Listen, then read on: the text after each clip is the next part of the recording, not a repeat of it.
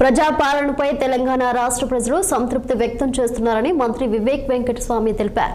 ఇప్పటికే ఇచ్చిన హామీలన్నీ అమలు చేస్తున్నామన్నారు. సిద్దిపేట జిల్లా గజ్వేల్లో మంత్రి వివేక్ వెంకటస్వామి సందర్శించారు.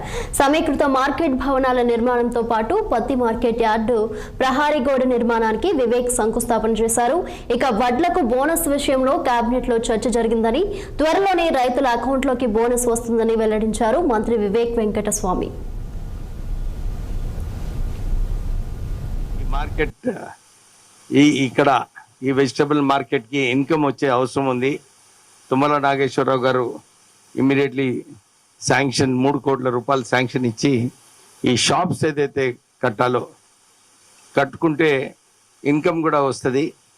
ఈ వెజిటబుల్ మార్కెట్ వాళ్ళు ఈ సంస్థ మంచిగా నడుస్తుందని చెప్పి తుమ్మల నాగేశ్వరరావు గారు ఈ శాంక్షన్ 3 కోట్ల రూపాయలు ఇవ్వడము చాలా మంచి విషయము. తొందరగా కాంట్రాక్టర్ ఈ కార్యక్రమాన్ని పూర్తిగా చేయాలి. కన్స్ట్రక్షన్ చేసి ఎవరైతే షాప్స్ ఆక్షన్ చేస్తారా మీరు, షాప్స్ ఫస్ట్ కమ్ ఫస్ట్ బేసిక్గా ఆక్షన్ షాప్స్ ఎస్ఎఫ్లో.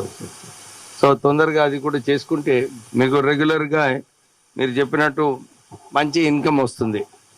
ఈ మార్కెట్ ఇక్కడ ఈ వెజిటబుల్ మార్కెట్కి ఇన్కమ్ వచ్చే అవసరం ఉంది. తుమ్మల నాగేశ్వరరావు గారు ఇమ్మీడియట్లీ శాంక్షన్ 3 కోట్ల రూపాయలు శాంక్షన్ ఇచ్చి ఈ షాప్స్ ఏదైతే కట్టాలో కట్టుకుంటే